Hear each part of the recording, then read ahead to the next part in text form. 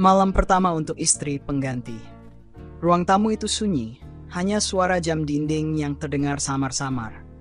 Udara malam menyelinap masuk melalui celah jendela yang sedikit terbuka, membawa aroma basah dari hujan yang baru saja reda.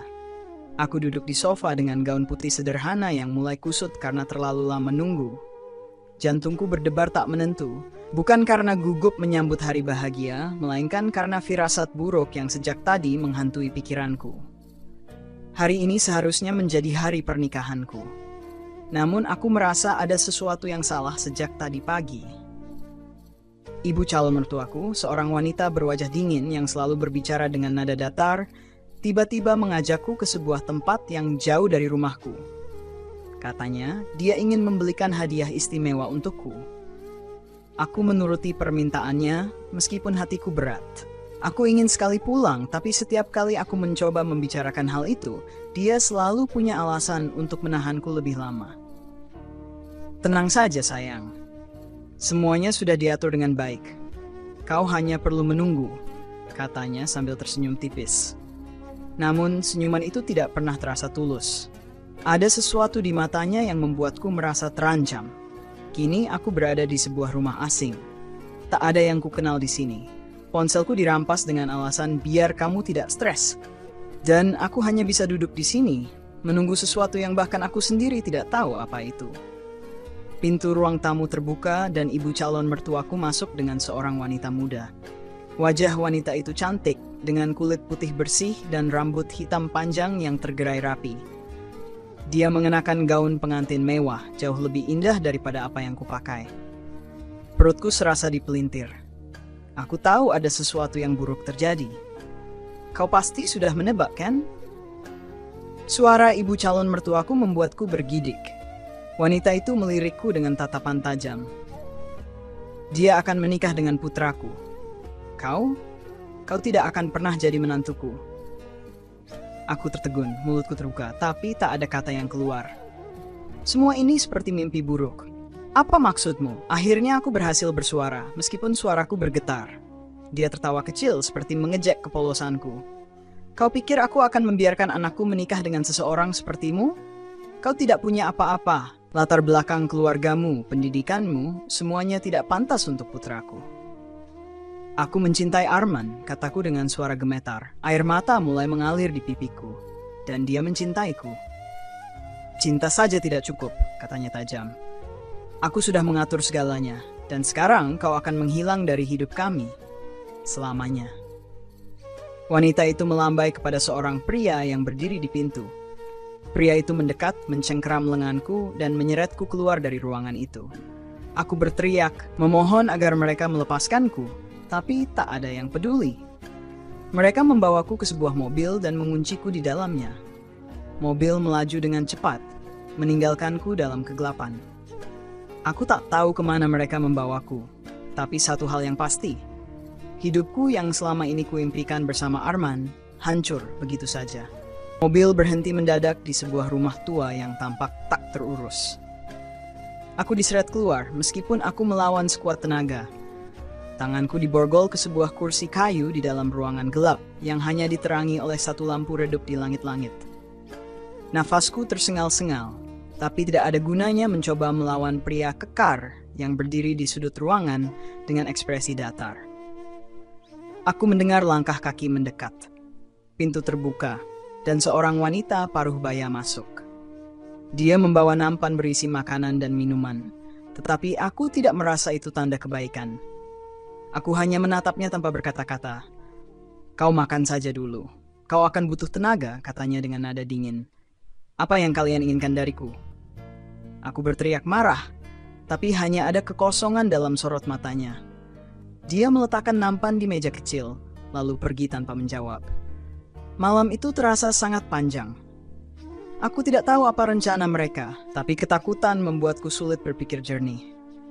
Aku mencoba mengingat bagaimana wajah Arman terakhir kali aku melihatnya, tapi bayangan itu terasa semakin jauh.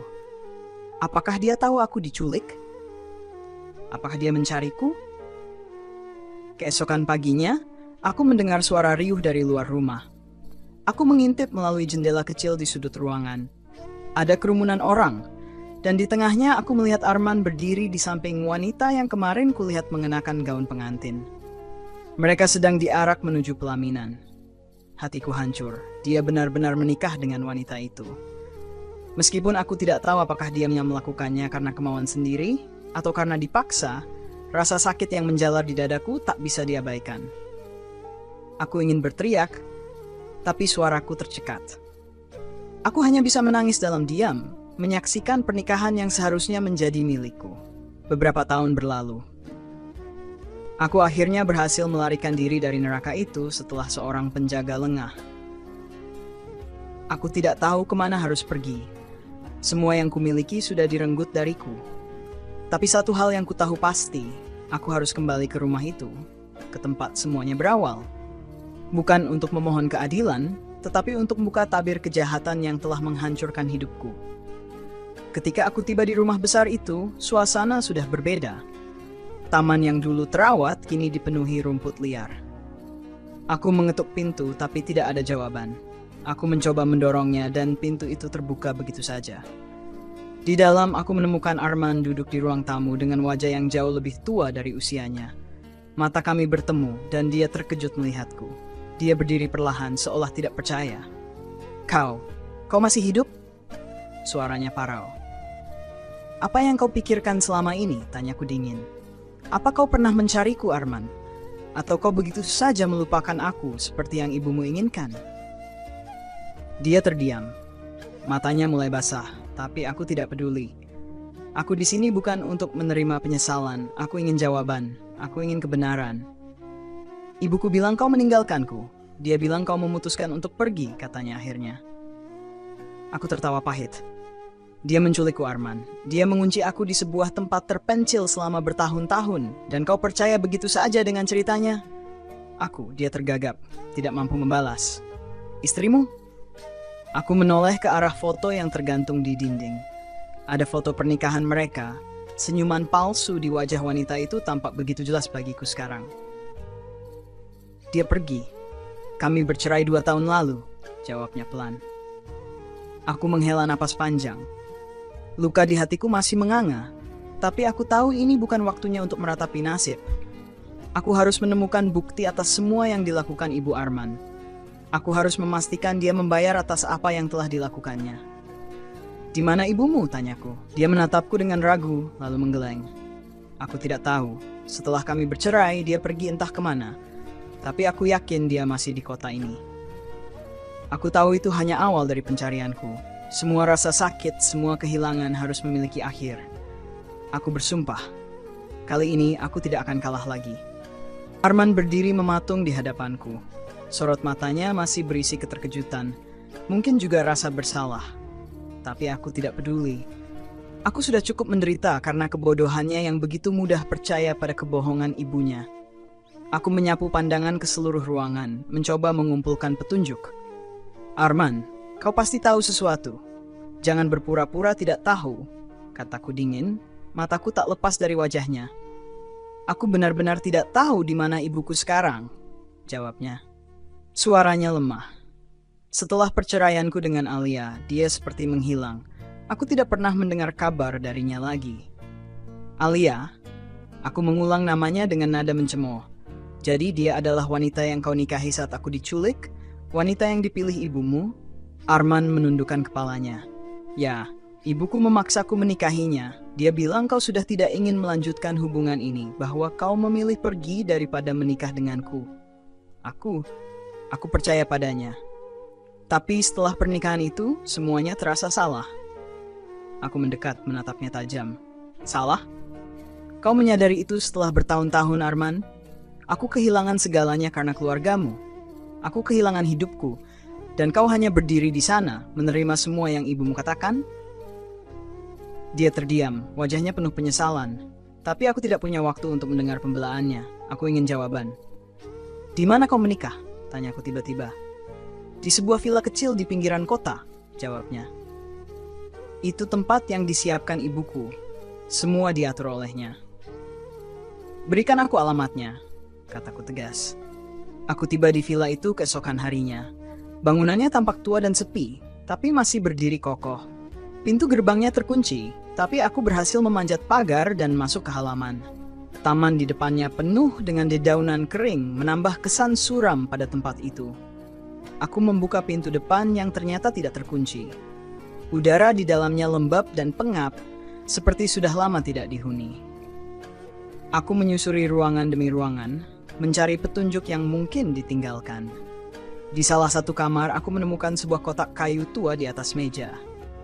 Di dalamnya ada tumpukan surat dan dokumen. Jantungku berdegup kencang saat aku membaca isi surat-surat itu. Semua ditulis oleh Ibu Arman, mengatur strategi bagaimana menyingkirkanku dan menggantikanku dengan Alia. Aku sudah memikirkan ini matang-matang. Dia tidak boleh ada di sini saat hari pernikahan itu. Kau harus memastikan dia tidak bisa kembali, apapun yang terjadi. Tanganku gemetar membaca kalimat itu. Surat-surat ini adalah bukti kejahatan Ibu Arman. Aku tidak tahu mengapa dia meninggalkannya di sini, tapi ini lebih dari cukup untuk melaporkannya ke pihak berwenang. Tiba-tiba aku mendengar suara langkah kaki dari arah belakang. Aku berbalik cepat, melihat seorang pria berdiri di pintu. Wajahnya asing, tapi aku langsung mengenalinya sebagai salah satu pria yang dulu menculikku. "Kau tidak seharusnya ada di sini," katanya dengan nada mengancam. "Aku hanya ingin mengambil kembali hidupku," jawabku dengan keberanian yang bahkan aku sendiri tidak tahu dari mana asalnya. Dia melangkah maju, tapi aku menggenggam salah satu surat di tanganku. "Jika kau menyentuhku, aku akan memastikan semua ini sampai ke polisi." Pria itu berhenti. Matanya menyipit, menimbang ancamanku. Tapi aku tahu dia tidak akan membiarkanku pergi begitu saja. Tanpa berpikir panjang, aku berlari ke pintu. Surat-surat itu masih di tanganku. Aku mendengar langkah kaki berat mengejarku, tapi aku berhasil keluar dari villa sebelum dia menangkapku. Di luar, aku segera memanggil taksi dan kembali ke kota. Seluruh tubuhku gemetar, tapi aku tahu aku harus tetap fokus. Surat-surat ini adalah kunci untuk mengungkap semuanya. Aku tidak akan berhenti sampai Ibu Arman membayar atas semua yang telah dilakukannya. Aku menyerahkan surat-surat itu ke seorang pengacara keesokan harinya. Dia membaca dokumen itu dengan serius, alisnya berkerut dalam. "Ini cukup untuk memulai penyelidikan," katanya akhirnya. "Tapi kita harus menemukan dia terlebih dahulu." Aku mengangguk. Aku akan membantu mencarinya. Aku tidak akan berhenti sampai dia membayar untuk semua ini. Pengacara itu mengangguk setuju. "Baik, tapi kau harus berhati-hati. Orang seperti dia tidak akan menyerah begitu saja." Aku tahu itu. Tapi kali ini aku sudah siap menghadapi apapun. Aku akan mendapatkan keadilan, tidak hanya untuk diriku sendiri, tapi untuk semua mimpi yang dirampas dariku. Tahun-tahun penuh kesakitan ini tidak akan sia-sia. Aku akan membuat mereka menyesal telah meremehkanku. Hari demi hari berlalu, dan pencarianku terhadap keberadaan Ibu Arman dimulai. Aku meminta bantuan beberapa kenalanku yang masih bekerja di kota ini, termasuk seorang teman lama yang kini menjadi jurnalis investigasi. Namanya Lita, dan dia adalah salah satu orang yang masih mempercayai aku meskipun semua orang menganggapku telah menghilang begitu saja bertahun-tahun lalu. "Kita mulai dari lingkaran sosialnya," kata Lita sambil membuka laptopnya di sebuah kafe kecil. "Aku punya beberapa kontak yang mungkin bisa memberi kita petunjuk. Ibumu mertua itu tipe wanita yang suka mengontrol segalanya kan? Orang seperti dia pasti meninggalkan jejak." Aku mengangguk, meskipun mendengar istilah mertua itu membuat dadaku terasa sesak. Lita benar, Ibu Arman adalah orang yang sangat perhitungan. Dia tidak mungkin benar-benar menghilang tanpa meninggalkan jejak. Seminggu kemudian, Lita membawa kabar baru. "Aku menemukan sesuatu," katanya dengan nada penuh semangat di telepon. Kami bertemu di sebuah taman dekat pusat kota, tempat yang cukup sepi untuk berbicara tanpa khawatir didengar orang lain. Aku mendapatkan informasi dari seorang mantan karyawannya. Ibu Arman ternyata masih tinggal di sekitar sini, tapi dia memakai identitas palsu. Dia tinggal di sebuah rumah besar di pinggiran kota, dan sepertinya menjalankan bisnis kecil-kecilan dari sana. Bisnis itu hanya kedok. Dia sebenarnya masih berhubungan dengan beberapa orang yang terlibat dalam kasusmu dulu. Hatiku berdebar mendengar itu. Kau yakin ini dia? Lita mengangguk. Aku punya alamatnya. Tapi kau harus hati-hati. Jika dia tahu kau mencarinya, dia bisa saja mencoba sesuatu yang lebih buruk. Aku mengambil alamat itu dan menatapnya lama. Aku tahu risiko yang akan aku hadapi, tapi aku juga tahu aku tidak bisa mundur sekarang. Semua ini harus berakhir. Malam itu, aku memutuskan untuk mengunjungi alamat tersebut. Rumahnya besar, dikelilingi pagar tinggi, dengan lampu-lampu yang menerangi halaman luas. Aku menunggu di seberang jalan, memperhatikan gerak-gerik di sana. Ada beberapa pria yang mondar-mandir, jelas sebagai penjaga. Dia tidak hidup seperti orang biasa. Bahkan dalam persembunyiannya, dia masih ingin mempertahankan kekuasaan. Aku tidak bisa masuk malam itu. Aku kembali ke apartemen kecil tempatku tinggal sementara, mencoba menyusun rencana. Aku tidak bisa melakukannya sendiri. Aku membutuhkan bantuan Arman. Keesokan harinya, aku menemui Arman di sebuah restoran kecil. Dia terlihat lebih rapi dibandingkan saat terakhir kali kami bertemu, tapi sorot matanya masih menyiratkan rasa bersalah yang dalam. Aku menemukan ibumu, kataku langsung tanpa basa-basi. Arman terkejut. Di mana dia? Di sebuah rumah besar di pinggiran kota. Tapi aku tidak bisa melakukannya sendiri. Aku butuh kau untuk menghadapi dia. Kau harus membantuku. Dia tampak ragu. Aku tidak tahu, Nia. Dia ibuku. Dia juga orang yang menghancurkan hidupku, potongku dengan tegas. Arman, ini bukan hanya tentang aku. Ini tentang semua kebohongan, manipulasi, dan kejahatan yang dia lakukan. Jika kau tidak mau membantu, aku akan melakukannya sendiri. Arman menunduk, wajahnya penuh konflik. Setelah beberapa saat, dia mengangguk. Baiklah, aku akan membantumu. 2 malam kemudian, kami kembali ke rumah itu bersama Lita. Kali ini, kami membawa seorang detektif swasta yang setuju membantu kami dengan imbalan surat-surat yang telah aku serahkan kepada pengacara. Kami mengawasi rumah itu dari kejauhan, menunggu saat yang tepat untuk masuk. Ketika para penjaga mulai berkurang, kami bergerak. Aku, Arman, dan detektif itu menyelinap masuk melalui gerbang samping. Lita tetap di luar, bersiap memanggil bantuan jika terjadi sesuatu. Di dalam, suasana rumah itu terasa mencekam. Ada aroma wangi bunga yang menyengat bercampur dengan bau pengap. Kami berjalan perlahan menyusuri lorong, mendengar suara-suara samar dari ruang tengah. Aku mengintip ke dalam dan di sana duduk seorang wanita yang tak pernah bisa kulupakan. Ibu Arman. Dia terlihat lebih tua dari terakhir kali aku melihatnya, tapi tatapannya tetap dingin dan menusuk. Di tangannya dia memegang sebuah buku catatan kecil, tampaknya sedang memeriksa sesuatu. Aku melangkah masuk tanpa ragu, membuat dia terkejut. Kau, katanya dengan nada penuh kebencian, bagaimana kau bisa sampai di sini? Aku kembali untuk apa yang kau curi dariku. Jawabku dengan suara tenang tapi penuh kemarahan. Dia berdiri. Matanya menyipit. Kau seharusnya sudah lenyap dari hidup kami. Aku memastikan itu. Tapi aku masih di sini, kataku sambil mengeluarkan salinan surat-surat yang kutemukan di villa. Dan kali ini, kau tidak akan lolos. Tegangan di dalam ruangan itu meningkat. Ibu Arman tidak langsung menyerah, dan aku tahu ini hanya permulaan dari konfrontasi yang lebih besar. Tapi untuk pertama kalinya dalam hidupku, aku merasa memiliki kendali. Aku tidak akan berhenti sampai semua kebenaran terungkap, dan keadilan akhirnya berpihak padaku. Bu Arman berdiri kaku, matanya menatap tajam padaku. Bibirnya terkatup rapat, tapi sorot matanya penuh dengan perhitungan. Aku bisa merasakan kemarahannya, tapi juga keterkejutannya. Dia tidak menyangka aku akan kembali, apalagi dengan keberanian seperti ini. Aku tidak punya waktu untuk permainan ini, katanya dingin, mencoba mengambil kendali situasi. Keluar dari rumahku sebelum aku memanggil orang-orangku. Aku tersenyum tipis, meskipun seluruh tubuhku bergetar. Oh, kalau tidak punya waktu? Tidak apa-apa, aku punya banyak waktu untuk membongkar semua kebusukanmu. Orang-orangmu? Silakan panggil mereka. Aku tidak takut lagi, Bu.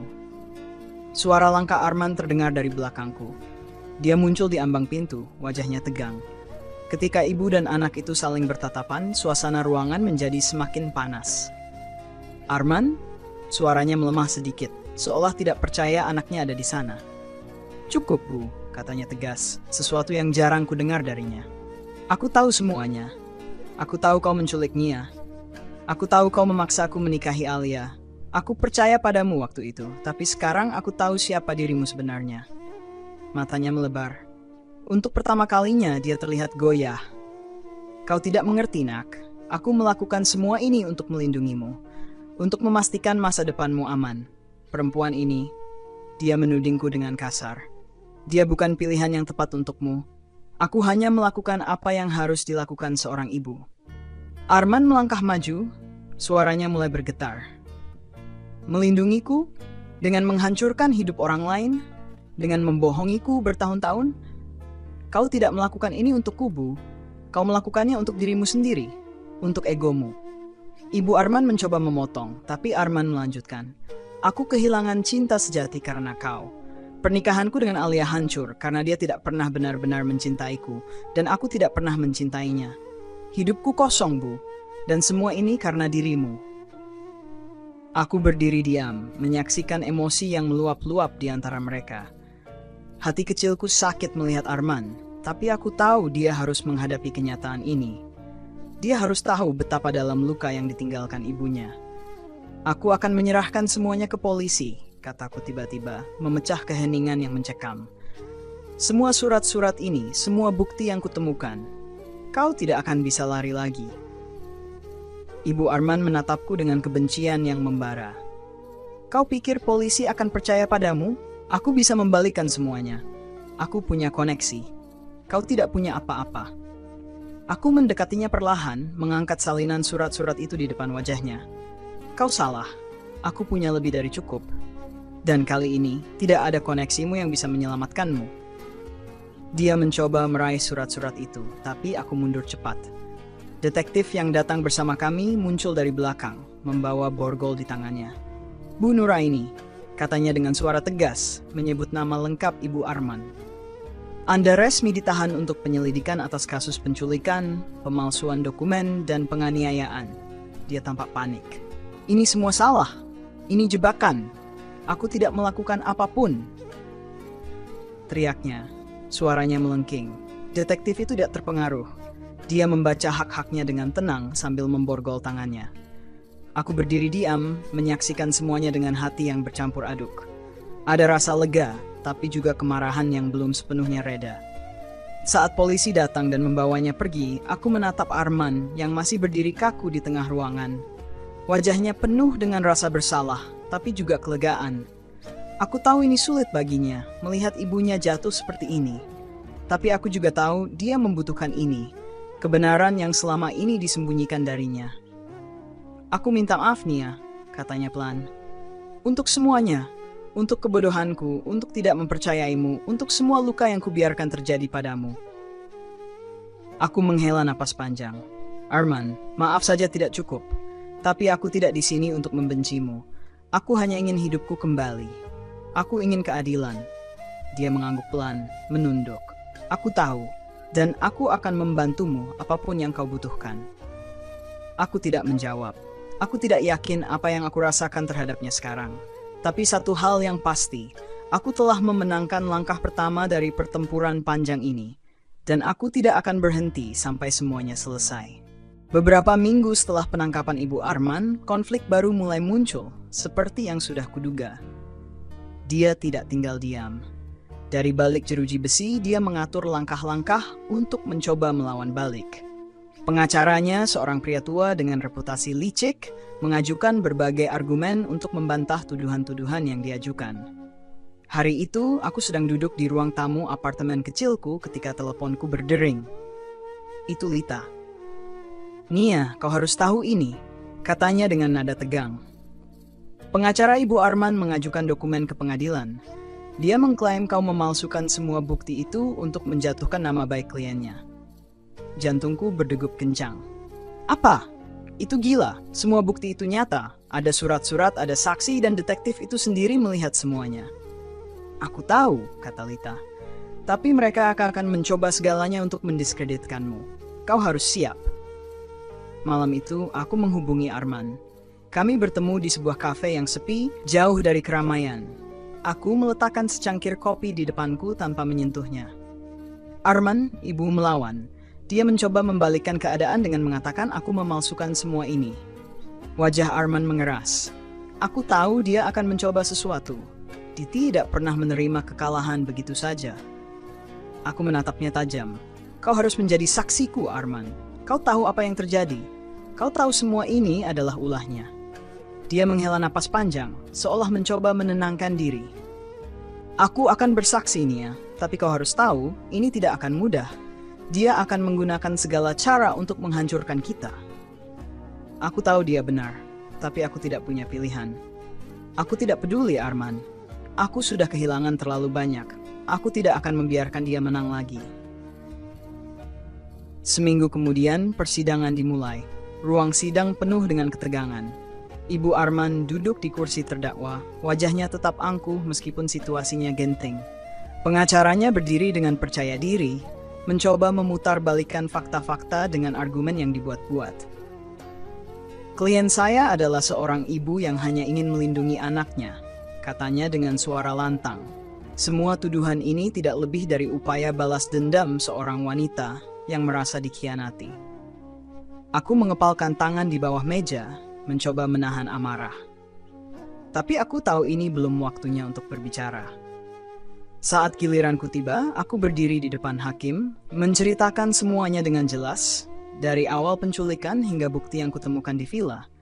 Pengacara Ibu Arman mencoba menyerang balik. Bagaimana kami tahu bahwa bukti itu tidak direkayasa? Bukankah Anda memiliki dendam pribadi terhadap klien saya? Aku menatapnya tajam. Dendam pribadi? Ya, aku terluka. Hidupku hancur karena perbuatan klien Anda. Tapi bukti ini nyata. Surat-surat itu ditulis dengan tangan Ibu Arman. Apakah dendamku membuat tinta di atas kertas itu? Dia terdiam, tapi hanya sesaat. Lalu, mengapa Anda tidak melaporkan ini bertahun-tahun yang lalu? Mengapa Anda baru muncul sekarang? Aku menarik napas dalam. Karena aku tidak punya pilihan saat itu. Aku diculik. Aku ditinggalkan tanpa siapapun untuk mempercayai ceritaku. Tapi sekarang aku punya keberanian untuk kembali dan menghadapi semuanya. Hakim mengangguk pelan seolah mempertimbangkan kata-kataku. Tapi ketegangan belum berakhir. Saat sesi persidangan berikutnya, Ibu Arman memainkan kartu terakhirnya. Dia memanggil seorang saksi palsu, seorang pria yang mengaku melihatku merencanakan untuk menjebaknya. Saksi itu dengan percaya diri memberikan kesaksian palsunya, dan aku merasa dunia runtuh di sekitarku. Dia membayar orang itu, bisik Lita di sampingku, suaranya penuh kemarahan. Aku yakin, aku akan mencari tahu siapa dia. Arman berdiri untuk memberikan kesaksian, wajahnya penuh ketegangan. Semua ini adalah kebohongan, katanya dengan tegas. Aku adalah anaknya, dan aku tahu siapa ibuku sebenarnya. Dia memanipulasi semua orang, termasuk aku. Aku percaya padanya dulu, tapi tidak lagi. Semua yang Nia katakan adalah kebenaran. Ibu Arman tampak terpukul oleh pernyataan itu.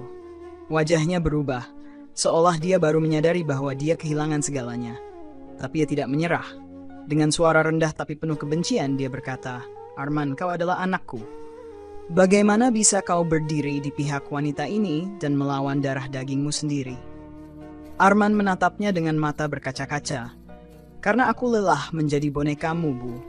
Aku lelah hidup dalam kebohongan, dan aku lelah melihat orang-orang menderita karena ambisimu. Persidangan itu menjadi pertempuran emosional yang menguras tenaga. Tapi aku tidak akan mundur. Aku tahu kebenaran ada di pihakku, dan aku tidak akan membiarkan ketidakadilan menang lagi. Hari-hari setelah persidangan menjadi medan perang yang tak kalah melelahkan. Pihak pengacara Ibu Arman terus mencari celah untuk menyerang, sementara aku dan timku, Arman, Lita, dan detektif swasta yang membantu kami, berusaha menguatkan posisi. Lita yang bekerja tanpa lelah akhirnya menemukan sesuatu yang sangat penting. Saksi palsu yang dibawa oleh Ibu Arman ternyata memiliki catatan kriminal, termasuk keterlibatan dalam kasus serupa sebelumnya. Dia seorang pemalsu profesional, kata Lita sambil meletakkan tumpukan dokumen di meja. Dia pernah bekerja untuk klien kaya lainnya yang ingin menjatuhkan orang dengan cara licik. Ini bukti kuat untuk mendiskreditkan kesaksiannya. Aku menarik napas lega, meskipun hanya sesaat. Ini berita bagus, tapi apakah cukup untuk membuat pengadilan berpihak pada kita? Kita harus melawan lebih keras, jawab Lita. Kebenaran ada di pihak kita, tapi tanpa tekanan yang cukup, hukum bisa dipermainkan. Sesi persidangan berikutnya, pengacara kami dengan percaya diri mempresentasikan temuan Lita. Bukti itu diterima oleh hakim sebagai materi penting, dan saksi palsu akhirnya dipanggil kembali untuk memberikan keterangan tambahan. Wajah pria itu pucat saat pengacara kami mulai menggali detail latar belakangnya. Benarkah Anda telah bekerja untuk klien lain dalam kasus serupa, Tuan Budi? Tanya pengacara kami dengan nada tajam. Pria itu tampak gelisah. Saya hanya melakukan apa yang diminta. Saya tidak tahu banyak soal itu. Dan siapa yang meminta Anda memberikan kesaksian palsu di pengadilan ini? Dia terdiam cukup lama sebelum akhirnya berkata, saya tidak bisa menjawab itu. Tidak bisa atau tidak mau. Pengacara kami mendesaknya. Pria itu tidak menjawab lagi. Wajahnya yang penuh rasa bersalah sudah cukup untuk menunjukkan pada semua orang apa yang sebenarnya terjadi. Itu adalah momen penting yang membuat posisi Ibu Arman semakin goyah. Di luar ruang sidang, aku bertemu Arman. Dia duduk di bangku panjang, wajahnya terlihat lelah dan kosong. Aku mendekatinya dengan hati-hati. Terima kasih sudah bersaksi, kataku pelan. Dia mengangkat wajahnya mencoba tersenyum meskipun jelas sulit. Aku tidak tahu apakah ini cukup untuk menebus semuanya, Nia. Aku masih merasa bersalah karena tidak melakukan apapun saat semuanya terjadi. Aku duduk di sebelahnya, mencoba memahami apa yang dia rasakan.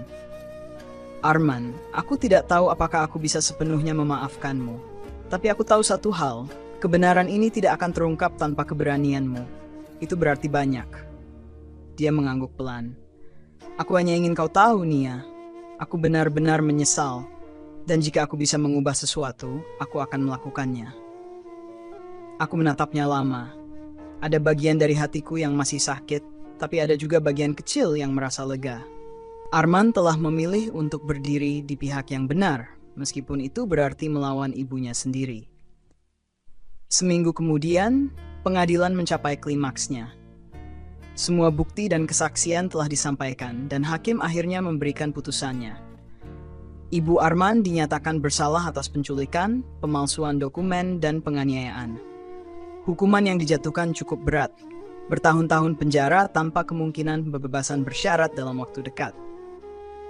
Ketika putusan itu dibacakan, aku merasakan beban berat yang selama ini menghimpit dadaku perlahan terangkat. Namun, aku juga merasakan kelelahan yang luar biasa. Ini bukan hanya kemenangan, tapi juga akhir dari perjuangan panjang yang telah menguras segalanya dariku. Di luar ruang sidang, Ibu Arman menatapku untuk terakhir kalinya saat dia dibawa pergi. Wajahnya tidak lagi penuh kemarahan, melainkan sesuatu yang mendekati kehancuran. Dia tidak mengatakan apa-apa, hanya melirik Arman sebentar sebelum menghilang di balik pintu. Beberapa bulan berlalu, dan aku mencoba memulai hidup baru.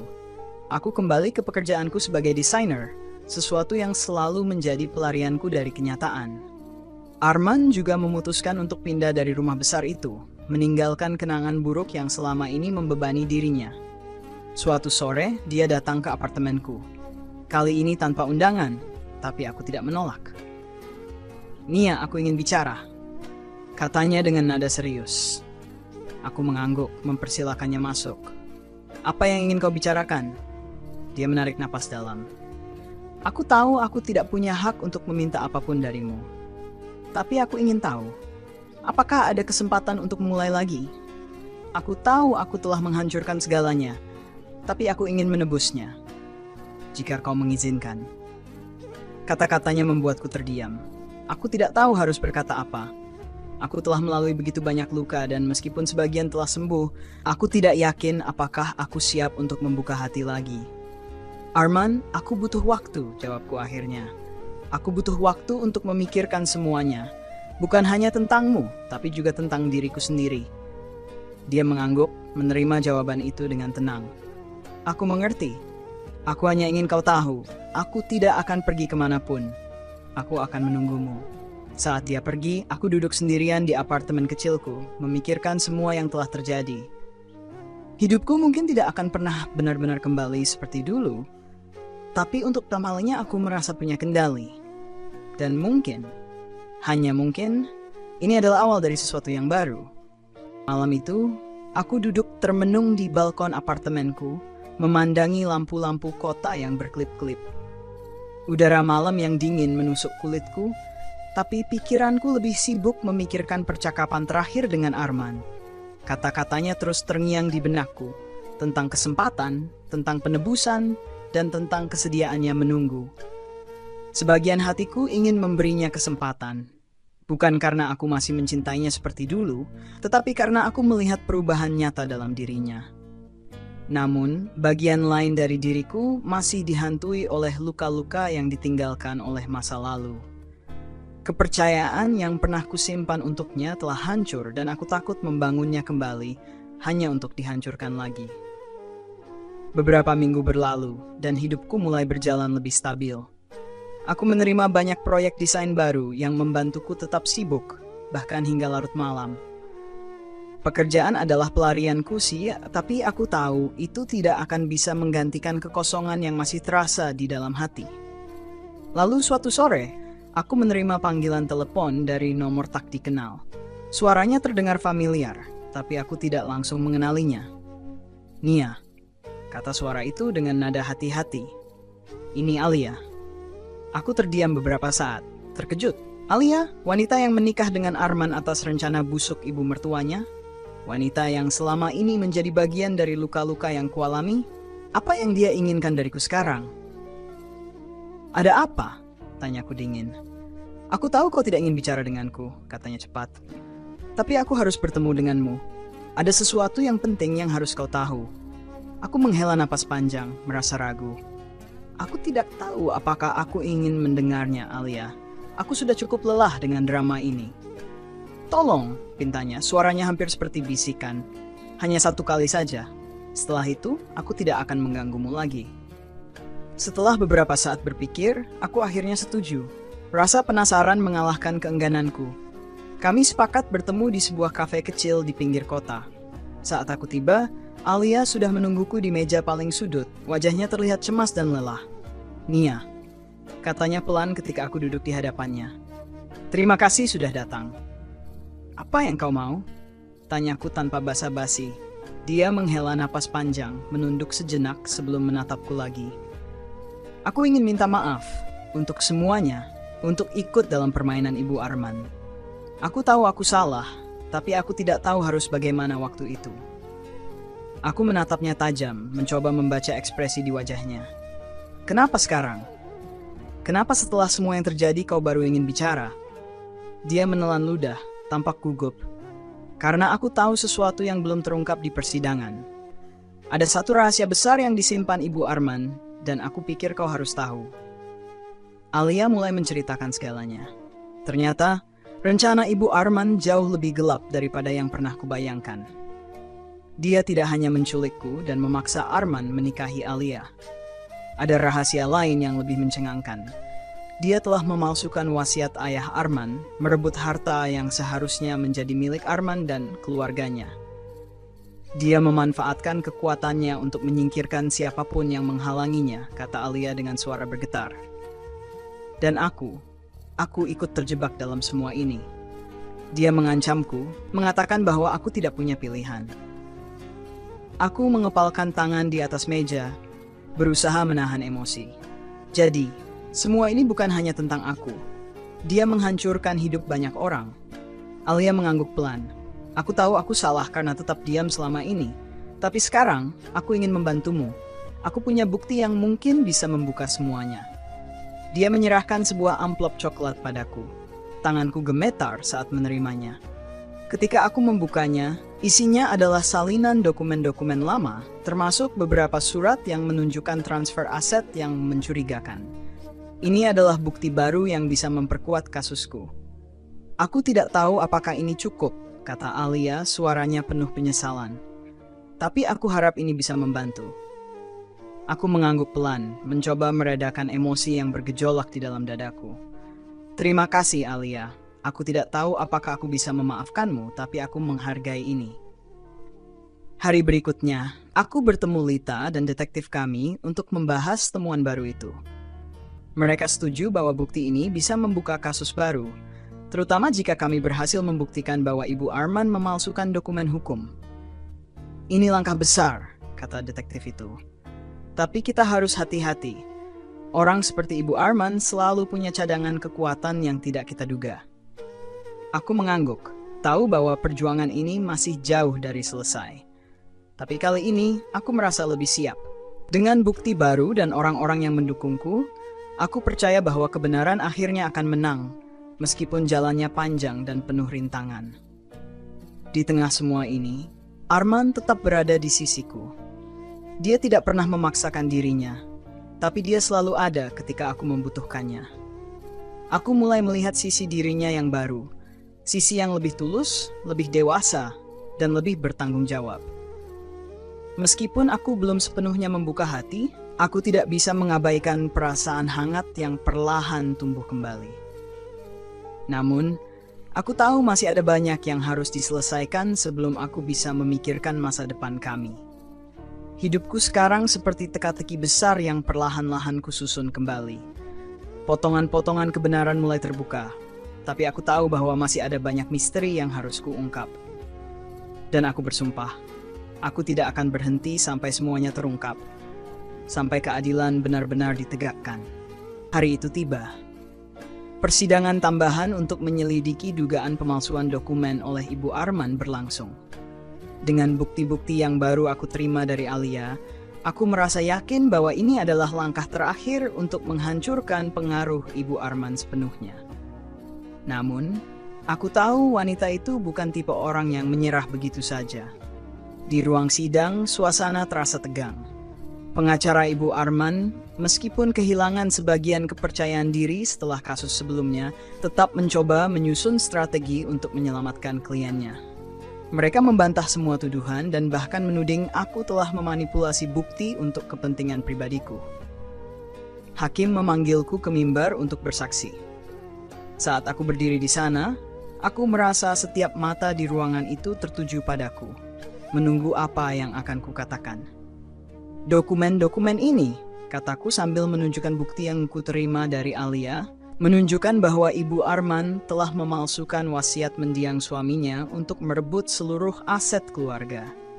Ini bukan hanya pelanggaran hukum, tapi juga penghancuran kepercayaan dalam keluarganya sendiri. Pengacara Ibu Arman bangkit. Bagaimana kami tahu bahwa bukti ini asli? Apakah Anda tidak memiliki motif pribadi untuk menjatuhkan klien saya?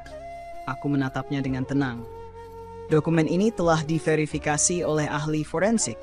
Tinta, kertas, bahkan tanda tangan yang digunakan telah dinyatakan palsu oleh laboratorium independen. Jika Anda ingin menyangkal, silakan periksa sendiri. Wajah pengacara itu berubah pucat. Dia mencoba melanjutkan argumennya, tetapi jelas bahwa posisinya semakin sulit dipertahankan. Sesi persidangan berikutnya menjadi lebih panas. Ibu Arman akhirnya dipanggil untuk memberikan keterangannya. Dia masih berusaha mempertahankan citranya sebagai wanita yang tak bersalah, tetapi tekanan dari bukti-bukti yang terus menumpuk mulai membuatnya goyah. Saat dia berbicara, aku memperhatikan sesuatu yang tidak biasa. Wajahnya yang biasanya penuh percaya diri terlihat semakin gelisah. Tangannya gemetar saat dia menjawab pertanyaan dari hakim. Ada sesuatu yang dia sembunyikan, dan aku tahu itu hanya masalah waktu sebelum semuanya terungkap. Akhirnya, hakim bertanya dengan nada tegas, "Nyonya, apakah Anda mengakui bahwa Anda memalsukan dokumen ini untuk mendapatkan kendali atas aset keluarga?" Dia terdiam cukup lama. Seluruh ruang sidang menahan napas. Kemudian dengan suara rendah tapi penuh kebencian, dia berkata, "Ya, saya melakukannya. Tapi saya tidak menyesal. Semuanya kulakukan untuk melindungi keluarga saya. Semua ini karena Arman terlalu lemah untuk mengambil kendali. Pengakuannya membuat seluruh ruangan terkejut. Bahkan pengacaranya tampak kehilangan kata-kata. Hakim mengetukkan palu, memerintahkan sidang ditunda sementara untuk mempertimbangkan putusan. Saat aku meninggalkan ruang sidang, aku merasa lega sekaligus tegang. Ini adalah akhir dari konflik panjang yang telah menghancurkan hidupku. Tapi aku tahu masih ada satu hal yang belum kuselesaikan, hubunganku dengan Arman. Di luar gedung pengadilan, aku melihatnya berdiri di sudut, menatapku dengan wajah yang sulit kubaca. Aku mendekatinya, mencoba mencari kata-kata yang tepat untuk mengungkapkan perasaanku. Arman, kataku akhirnya, semuanya sudah selesai. Kebenaran akhirnya terungkap. Dia mengangguk pelan. Tapi tidak ada yang benar-benar selesai, Nia. Aku tahu aku telah membuat begitu banyak kesalahan. Aku tidak akan pernah bisa mengubah masa lalu, tapi aku ingin mencoba membangun masa depan jika kau mengizinkan. Aku menghela napas, menatap matanya yang penuh harap. Ada bagian dari diriku yang ingin mempercayainya lagi, tapi ada juga bagian yang masih ragu. Arman, aku butuh waktu, kataku jujur. Aku tidak tahu apakah aku bisa kembali seperti dulu, tapi aku tidak ingin membencimu selamanya. Kita bisa mulai dari awal, sebagai teman. Dia tersenyum tipis, meskipun jelas itu bukan jawaban yang dia harapkan. Aku mengerti, akan menunggumu apapun yang terjadi. Beberapa bulan kemudian, aku mendengar kabar bahwa Ibu Arman menerima hukuman tambahan karena pemalsuan dokumen dan tindak kejahatan lainnya. Rumah besar itu, yang dulu menjadi simbol kekuasaannya, kini disita oleh pemerintah. Semua rencana busuknya telah runtuh, dan aku tahu dia tidak akan bisa menyakiti siapapun lagi. Aku memutuskan untuk tetap tinggal di kota ini, membangun kembali hidupku dari awal.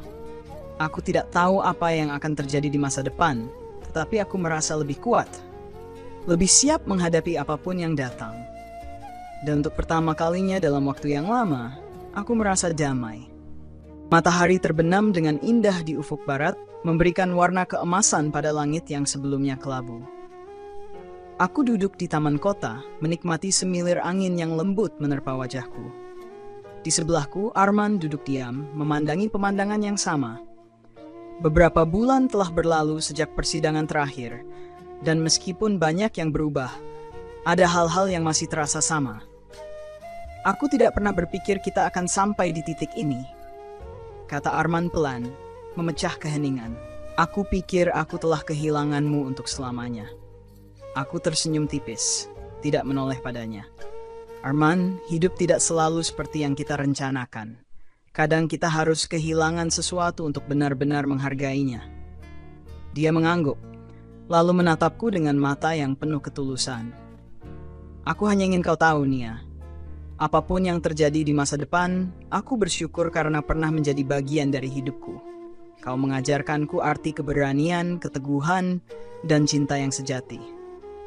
Aku menarik napas dalam, merasakan haru yang menghangatkan hatiku. Dan aku juga belajar sesuatu darimu, Arman. Aku belajar bahwa memaafkan bukan berarti melupakan, tapi memberi diri sendiri kesempatan untuk hidup tanpa beban.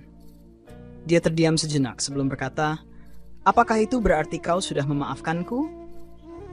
Aku menatapnya kali ini langsung ke dalam matanya. Aku memaafkanmu, Arman.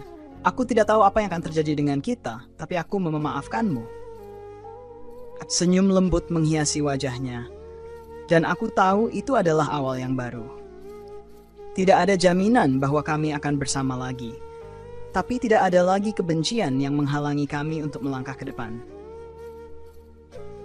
Beberapa minggu kemudian, aku menerima proyek besar yang mengharuskanku pindah ke kota lain. Sebelum pergi, aku mengunjungi rumah besar yang dulu menjadi saksi bisu dari begitu banyak rasa sakitku. Rumah itu kini kosong, tertutup rapat, tapi aku berdiri di depannya dengan hati yang lebih ringan. Aku mengucapkan selamat tinggal kepada masa lalu, kepada semua luka dan kesedihan yang pernah kurasakan di tempat itu. Aku tahu dengan melangkah pergi, aku membuka lembaran baru dalam hidupku, lembaran yang penuh harapan dan kemungkinan. Hidup adalah perjalanan yang penuh dengan tikungan, naik dan turun, suka dan duka. Namun setiap luka yang kita alami membawa pelajaran yang berharga. Dari kisah ini, aku belajar bahwa meskipun dunia mungkin mencoba meruntuhkanmu, kekuatan untuk bangkit selalu ada di dalam dirimu sendiri. Jika kamu sedang melalui masa sulit, ingatlah bahwa setiap badai pasti berlalu. Jangan takut untuk berdiri teguh pada kebenaranmu, bahkan ketika dunia tampak melawanmu. Percayalah, kebenaran selalu memiliki cara untuk menemukan jalannya. Sampai jumpa di cerita berikutnya, teman-teman. Jaga hati, kuatkan langkah, dan jangan pernah berhenti bermimpi.